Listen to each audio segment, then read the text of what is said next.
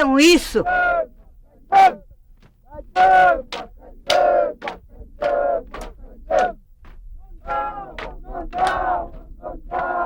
Especificamente, com referência ao caso Chimbang, eu deveria dizer, em primeiro lugar, que esse caso foi exemplar para o Brasil.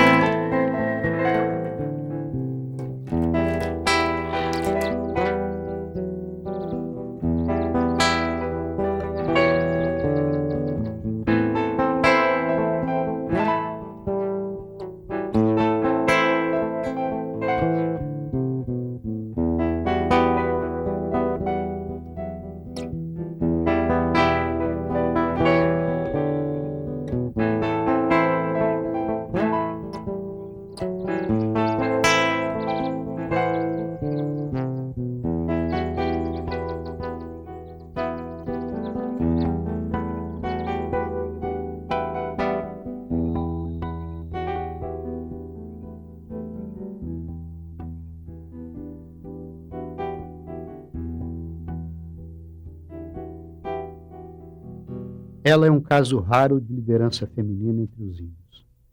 Participou das lutas para a recuperação das terras da sua tribo.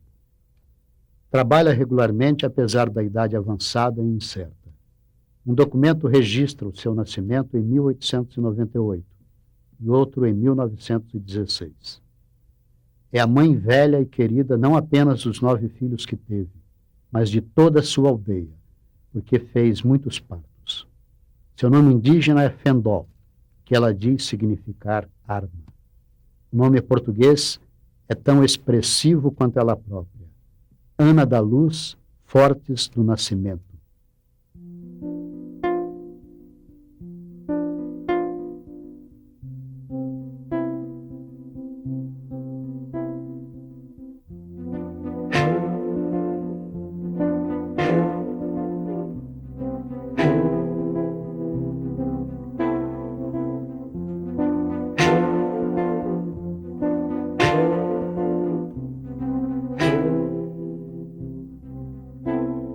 Uma índia lá na beira do rio chorando, que não tem mais a sua terra tão linda, que perdeu o seu abrigo, a sua pesca, os seus amigos, a sua maneira simples de viver. Uma índia lá na beira do rio chorando, que não tem mais a sua terra tão linda, que perdeu o seu abrigo, a sua pesca, os seus amigos, a sua maneira simples de viver. Os índios Caingangue habitavam uma grande faixa territorial que hoje compreende os estados de São Paulo, Paraná, Santa Catarina e Rio Grande do Sul. Atualmente, eles ocupam frações de terras localizadas em quase todas as suas antigas áreas tribais, em número de 24. Durante o período colonial, essa população foi envolvida pelos bandeirantes que faziam incursões contra os índios Guarani no território das Missões, região abrangida pelo Rio Grande do Sul, Argentina e Paraguai. Os dois povos disputavam campos de caça e de coleta e pertenciam a grupos linguísticos diferentes. Os bandeirantes souberam explorar essa rivalidade, atraindo grupos Caingangue a seu serviço, como estratégia para dominar primeiramente os Guarani.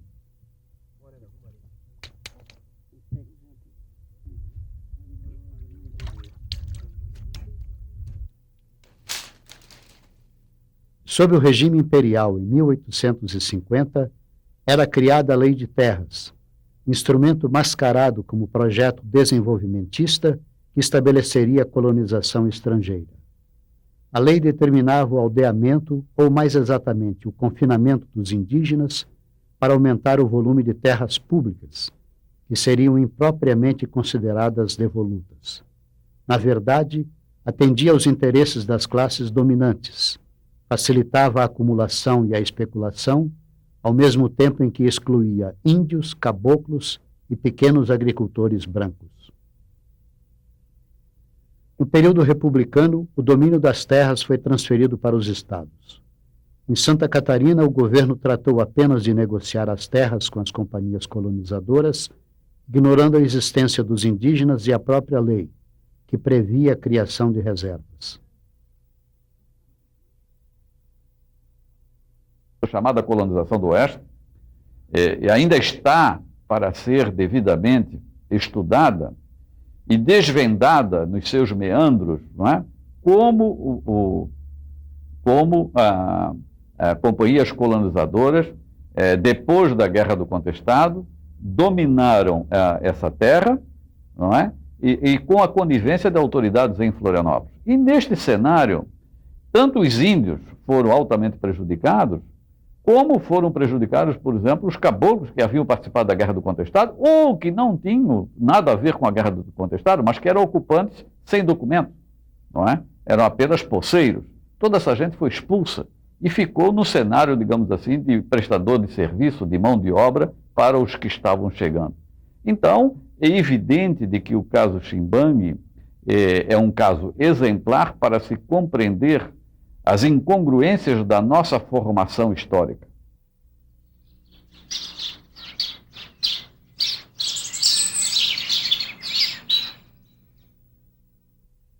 O todo Chimbangue tem uma população de 300 pessoas e ocupa somente a metade da sua área, que totaliza quase 2.000 hectares. A outra metade será ocupada quando o governo federal indenizar os atuais moradores ou providenciar o seu reassentamento. Situa-se na margem esquerda do Irani, um afluente do rio Uruguai, em Chapecó, no oeste de Santa Catarina. Foi o último refúgio de uma comunidade perseguida e humilhada pelos comerciantes de terras que os tratavam como intrusos, com a conivência das autoridades estaduais e federais. Segundo historiadores e antropólogos, o povo caingangue habitava a região desde tempos imemoriais. Primeiramente, eles foram vítimas da colonizadora Lucy Rosa e Companhia, que empregava bugreiros e jagunços para expulsá-los. Depois, os algozes foram os irmãos Trentin, em fins dos anos 40. De posse de 2/3 da área, que dividiriam em vários lotes, eles profanaram o cemitério dos índios, transformando-o em campo de pasto e de aguada. Os lotes foram vendidos a pequenos agricultores, vindos do Rio Grande do Sul, descendentes de alemães e de italianos. Esses colonos não eram especuladores e fizeram compras de boa-fé, mas por medo e preconceito, também empregaram violência e impuseram humilhações aos índios, como destruição de lavouras e incêndio de moradias. Para sobreviver, os caingangue fizeram plantações, inclusive para agricultores que ocupavam as suas terras, e trabalharam para madeireiras e produtores de erva mate.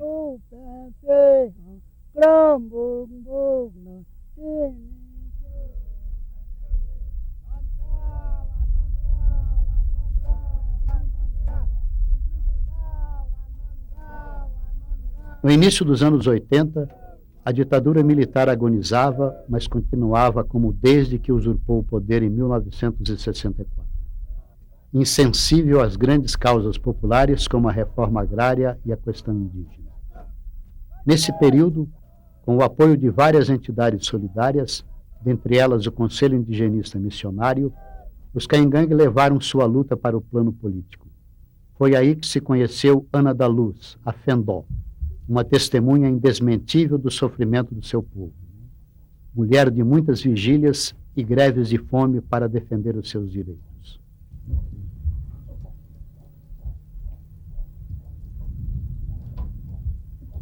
No Dia Internacional da Mulher, Ana da Luz foi homenageada na Câmara Municipal de Chapecó.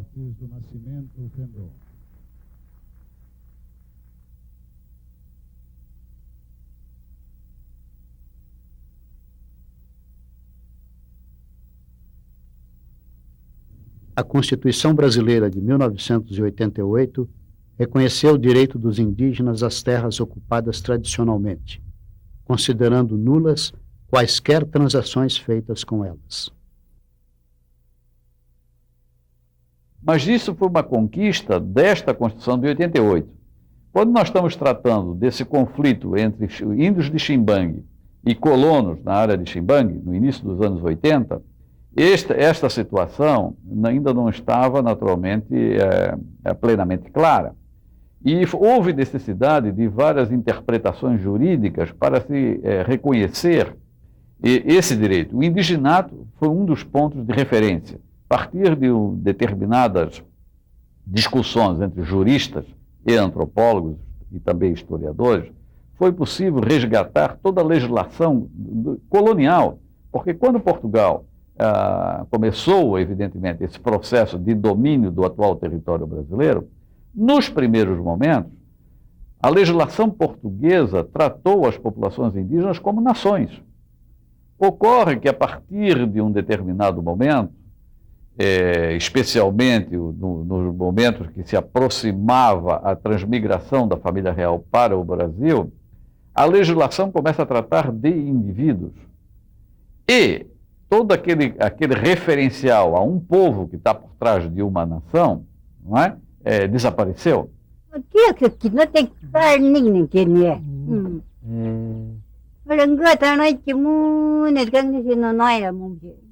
As políticas que se seguiram foram integracionistas, não reconhecendo a existência dos povos indígenas, suas línguas e culturas. E, neste caso, toda essa instrumentação jurídica do indigenato veio facilitar a compreensão de que os indígenas, por já estarem no atual território brasileiro antes da chegada dos primeiros portugueses, ou de qualquer outro branco, não é? Eles teriam direitos que precediam a qualquer outro direito.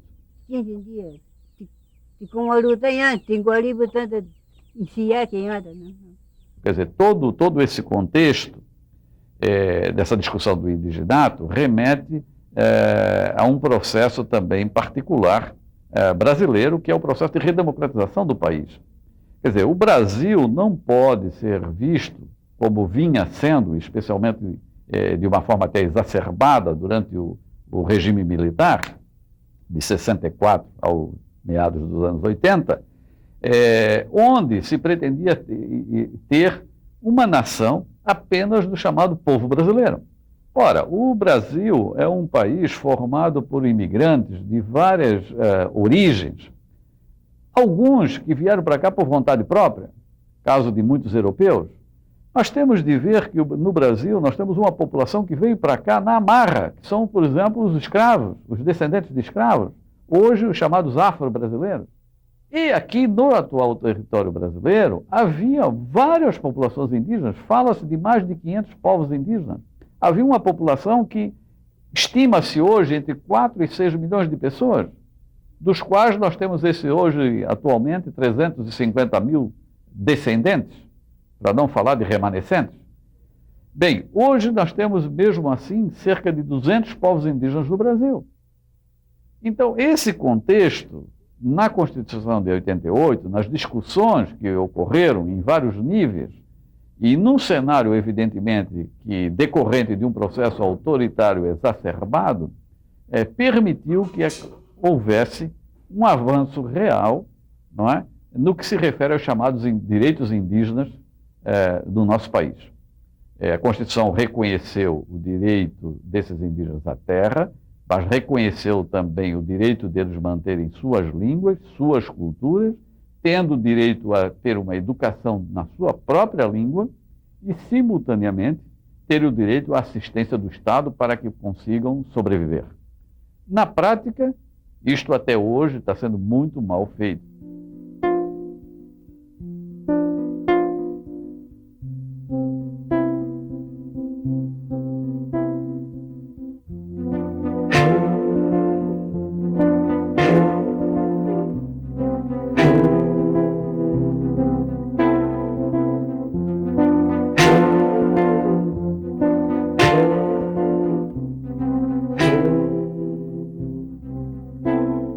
Ana recebe o caingangue Gavin Pavir, da aldeia Condá, também de Chapecó.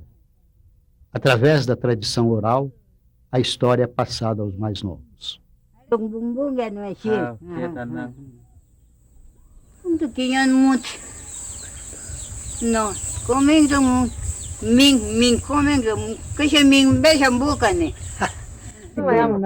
Então eles riam tudo, né?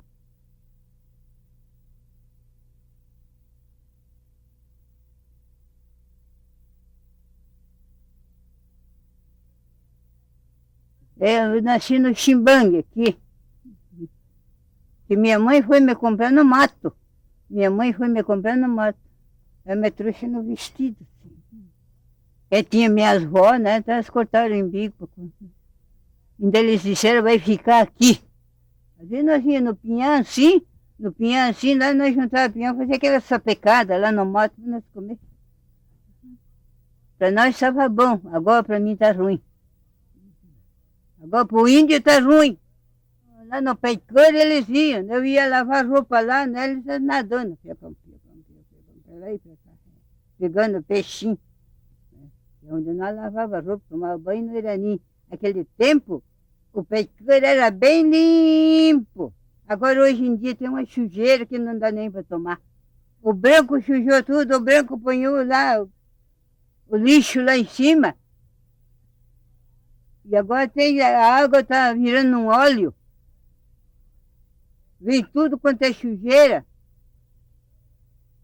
Que o rico, ele faz só sujeira.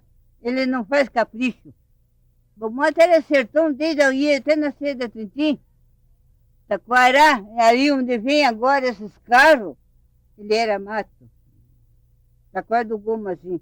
Agora o índio não tem com o que fazer um balaio. Tem que ir lá longe juntar taquara, tem que pedir para a colônia. Tinha pinhão, tinha jabuticaba, água, viroveira, o penuá, o iumi, aqui, ó. Aqui foi uma campina. Liquidaram com tudo. Agora planta um calipo aí para dizer que tem madeirama. O calipo estraga tudo a terra. Ele não é fácil. Ali perto do posto plantaram, naquele gramadão ali encheram de calipo plantado, né? Mas é para eles, não é para o índio.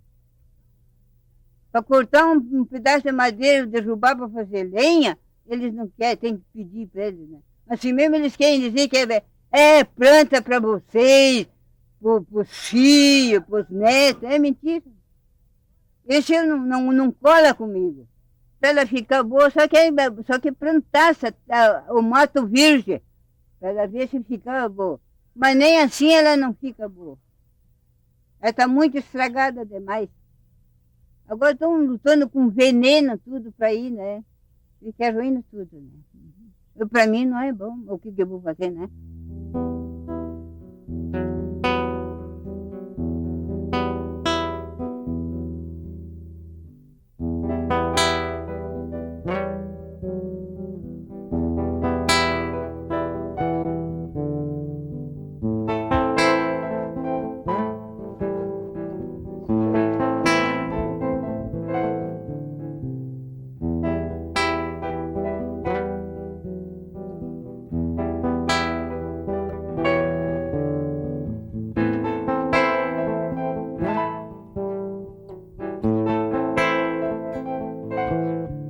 Quantos filhos? Eu tenho dois filhos homens e acho que 5 filhas mulher. Eu criei tudo assim para mim. Porque nós não tinha paragem, depois que foi vendido para um e para outro, não é? Não tinha paragem. Eu tinha morando até perto de Ceará, com os filhos, quando nós saímos daqui, para desculpar a terra para quem comprou. Ninguém sabe, só Deus que sabe o meu passadio. Eu sofri bastante. Desde pequena, eu não conto que para mim dormir, tinha que cortar samambaia, apanhar perto do fogo para dormir, me cobrir com essas estofas de bolsa. Eu não conto. Tudo isso eu passei no Pinhá.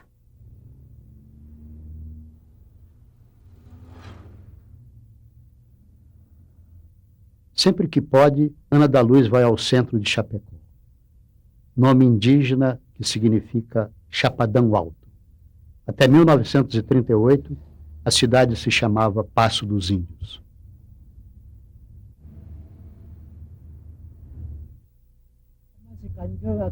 A figura do monumento não tem nome. Representa o homem que desbravou a região, aquele que trouxe o desenvolvimento segundo boa parte da sociedade de Chapecó, que desconsidera os índios. Para os vencidos, o desbravador representa o esbulho das suas terras e a violência.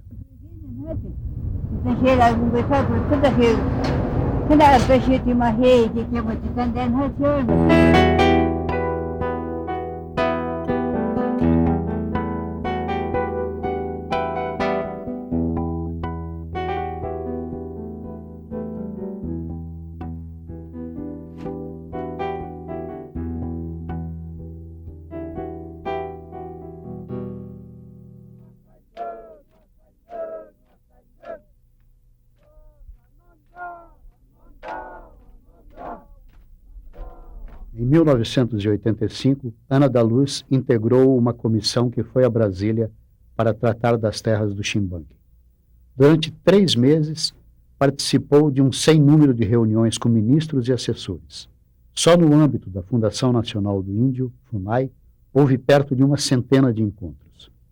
O resultado foi o reconhecimento pelo Comitê Interministerial de que a área era de ocupação imemorial dos Caingangue. Mas a efetivação da medida ainda iria demorar muito. Era forte a pressão dos políticos adversários à reforma agrária. Fiquei uma semana dentro do prédio da FUNAI. Digo, eu não saio daqui. Eu dormi em cima do sofá com meus filhos. Digo, eu não saio, eles queriam mudar nós. Digo, não. Eu vim para dormir aqui. A gente estava sofrendo, né? Até fome. O que a pesada iam comer? Esse era pequeno, esse estava com 1 mês. Não, 1 mês não, já tinha 1 aninho. Comeu o quê? Eu fui quando nós estávamos em Brasília, né? O Angelino telefonou daqui, né? Telefonou. Eles pegaram um boizinho da colônia para carnear para a pesadinha comer. Esse estava agarrado na costela do boizinho. Ele morava ali, para ir tudo era colônia. Eles se viram, estão tudo estudado, estão estudando, digo, de certo eles sabem o que vão fazer. Eu não tenho estudo. Que quem me ajudou foi meus filhos, agora eles não querem. E nós sofremos muito, agora os novos que lutam. Eu tenho meu filho que meio sofreu comigo. O Antônio que sofreu, o Gentílio, o Juvenal. Eles sofreram com essa luta, né? Eu essa terra eu queria que fosse que é do Caingangue. Eles criar os filhos deles. Então, eu creio que o caso foi exemplar no ano 80, no cenário de um processo de redemocratização, e continua sendo, porque nós devemos perseguir um país que realmente seja um país democrático, um país que possa dar vez e voz, né, e oportunidade para todos os seus cidadãos, e não apenas para alguns. Até a finalização deste documentário, o governo federal não havia indenizado os agricultores ou providenciado o seu reassentamento, para concretizar a posse integral dos Caingangue.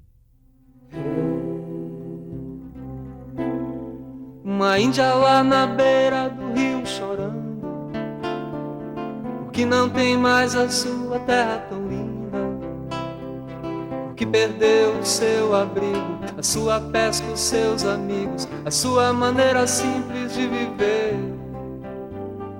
Uma índia lá na beira do rio chorando, que não tem mais a sua terra tão linda, que perdeu o seu abrigo, a sua pesca, os seus amigos, a sua maneira simples de viver.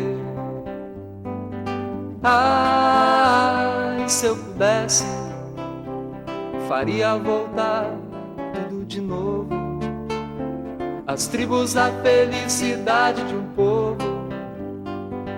Ai, se eu pudesse, faria voltar